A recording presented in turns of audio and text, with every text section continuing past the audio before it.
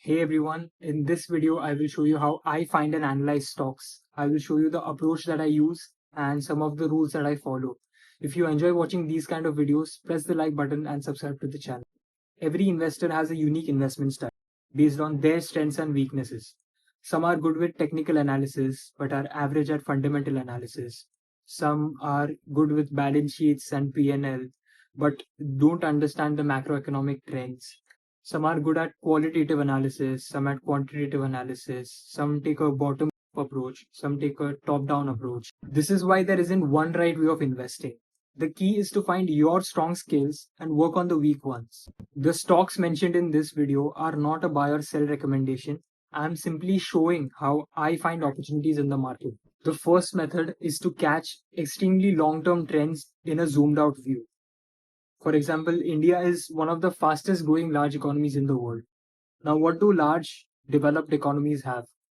First, a robust and massive banking industry, a high quality but very overpriced healthcare system, a well penetrated insurance sector, ultra high end luxury consumption, just consumption in general. Once we've listed down large zoomed out trends, we will now pick which of these seem to resonate with us, seems a clear trend. Now, to do this, you need not be a scholar. You just need to be more observant and aware of what is happening in the world. Now, you can do this by reading newspapers or listening to podcasts or talking to people or whatever method you find is convenient. Let's take up banking first. Going back to the economy, an economy is essentially a sum of all the transactions. So, a growing economy is growing transactions both in frequency and volume. So, a growing economy is also a growing banking industry because large developed economies have large banks. So, if for example, if you if you total the market cap of the four biggest banks of United States, it comes out to be $1.5 trillion, which is three times $445 billion, which is the total of the top four banks in India. Also, the Indian economy is moving from cash to digital at an unprecedented pace. With growing transactions and digitization of the economy, who will be the biggest beneficiary? The banking sector. This was pure logical reasoning, but can we back this up with data? S&P has increased India's GDP growth estimates to 6.5%. A growing economy inherently means more economic activity, which translates to a higher demand for financial intermediation, more credit, and better payment processing services. A higher GDP means increased production, consumption, and investment. Businesses require more working capital, loans for expansion, and efficient cash management services. When a country's economy grows, it almost always transitions from a savings based economy to a consumption driven economy. If you look at your grandparents, they would live very frugally and they would avoid loans at the best of their ability. But in today's day and age, people are spending way above their means. If you look at any developed economy, let's take US for an example. An average American has about 4 credit cards and $90,000 of debt. Do we see this growing credit fueled consumption trend in India? In 2020, only 1% of loans were taken out to buy smartphones. But by 2024, that figure surged to 37%. When people start taking EMIs for stupid things like smartphones, you know the shift is happening. And who satisfies this demand for credit? Banks again. A fast growing economy also leads to a lot of fast growing capex expenditure and direct benefit transfers by government, both of which rely heavily on banking. Another massive catalyst is UPI. Almost every vendor and individual that has an Aadhaar card has UPI, which requires a bank account. This digitization and adoption of UPI in the most poorest and the most rural parts of the country has led to a massive market for the banks to service. We have selected a sector. Now let's study the market leaders in this space. Let's take HDFC Bank as an example. So HDFC Bank grows its profits by 20 to 23% every year, which is a good sign. And the same is true with its revenue. One of the most important ratios for the banks is the net interest margin or the NIM ratio, which is simply the interest that a bank earns from the loans that it gives out minus the interest it has to pay to the depositors for the deposits. And we saw NIMs of every bank falling and falling, but that is expected to start reversing in the coming quarters. Why is this? Because RBI has cut its CRR requirements. So now all that money that was lying in the banks because of the CRR requirements, eating away by inflation, can now be deployed into interest yielding assets. Apart from this, HDFC is investing significantly into adopting and implementing technology to streamline banking. And HDFC is also considered very trustworthy because of the quality of loans that it gives out. Just look at their NPA track record. It is pretty clear how strong the business is. Let's see if the price is overvalued. You can see it is way below its median PE. So it is not overvalued. There will be PE expansion for sure, but it might not return to its median PE. And even if it does, it might not stay there. Why? Just look at the growth in EPS. These blue histograms are the EPS. It has slowed down. You can see it flatlining. Is this because there's a problem with HDFC Bank? No. So then why is EPS not growing at the pace it did before? This is because when a company reaches the size of a company like HDFC or Reliance, it can't keep up with the same growth as it did when it was smaller. I personally always have HDFC Bank in my portfolio. I buy some when it is cheap, I sell some of the shares when it is expensive, but I try to always keep some shares in my portfolio. Why? Because I believe in this sector. I believe that this sector will grow a lot. And also, HDFC is a defensive stock for me. So, a defensive stock is something that gives stable returns even in turbulent markets. You can study other fast growing stocks in this sector, something like IDFC First Bank, which is doing phenomenal, and any of the small finance banks. So, you can consider adding a fast growing banking stock in your portfolio. Now we will do a similar exercise for a similar trend. So India is the world's most populated country at the moment, and it has a huge working population. And you might have seen a trend back in your grandparents' generation. It was common for people to have like 5 to 6 kids. When it was your parents' generation, it was like 2 to 3 kids, and now it's like one or something. Currently, we have a growing population with a median age of 28, but by 2060, it is supposed to have peaked and it will start to decline, just like how the Chinese population is declining. And the median age then will be about 40 years, and a large chunk of our population will enter their 60s. This transition of an aging population will lead to the growth of healthcare sector. And on top of this, India has some of the finest doctors in the world. And a lot of Westerners travel to India just for surgeries and other medical reasons. This is because healthcare in their country is extremely expensive, even the most basic of the surgeries. This phenomenon is called medical tourism.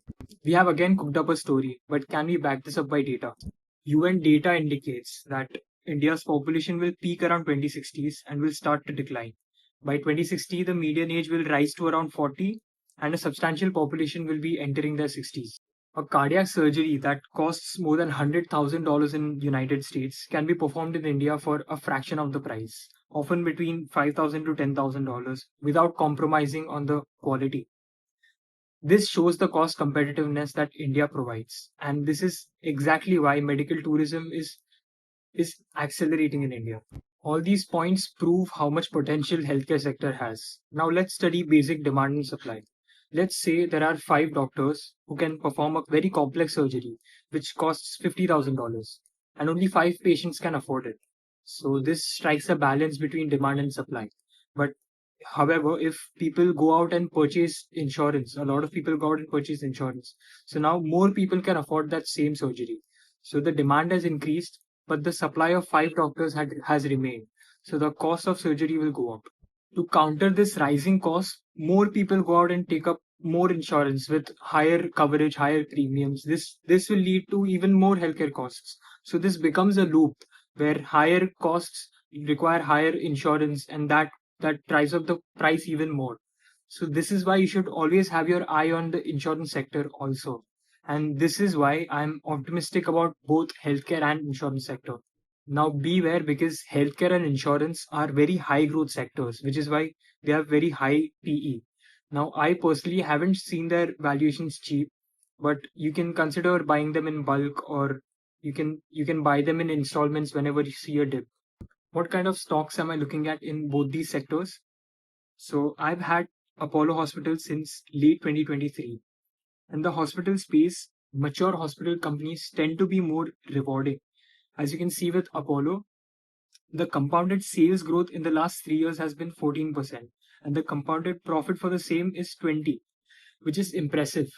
Now, valuations, although high, I would say are still acceptable for me for a company that produces cash flows of this scale. Now, if you are looking at smaller companies that are taking up the market share in this space, you can study Narayana Hrudaya, which I've recently bought. It is extremely high profit growth, as you can see, and it beats its competitors in ROE. And even then, it is cheaper than the other big players. Nifty Healthcare has given a 15% run up in the past 1 year, as compared to Nifty 57%. So, in the short term, healthcare seems overvalued, no doubt, but is it overvalued in the long term? Not if you believe in the healthcare story. So, it is up to you. Coming to the insurance sector, I like this company called PB Fintech or Policybazaar, which is pretty much a monopoly in the online insurance aggregator segment. Now it has grown its sale at a 3-year CAGR of 52% and profit at 34%, when the health insurance market itself is growing at 10 to 12%. The company also invests in technology like AI. And as insurance penetration and digital literacy rises in India, Policybazaar will benefit. Insurance companies have two catalysts. One is that insurance is still very underpenetrated in India. And second is that healthcare prices are still relatively very cheap in India. So once these prices go up, insurance companies will be able to deliver even more profits. And Policybazaar has one additional catalyst, which is growing digital literacy, as Policybazaar is an online insurance aggregator. You can also study LIC, which I recently added to my portfolio. The valuations look very favorable. Profit has been rising very fast, so is the ROE, and it no longer seems overpriced. The PE is lowest among its peers. Now, the above were ultra long term trends. Now, coming to the second method, it is not a method as such, but a way to interpret what the government is planning and where the smart money can flow. We need to find tailwinds in the economy. An example would be the 2025 budget. Tax reforms were introduced to boost discretionary income and consumption. Now, what types of businesses do well in this situation? Businesses that absorb the discretionary income and sell experiences in return.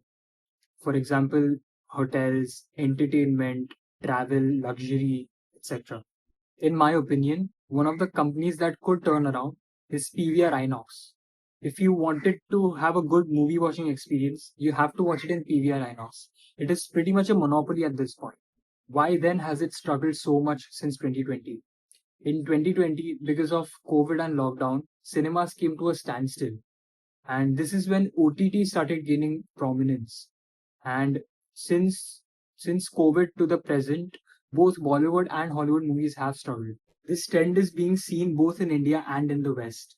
And a lot of this is credited to weak scripts, cliched plots, and just too many unnecessary sequels.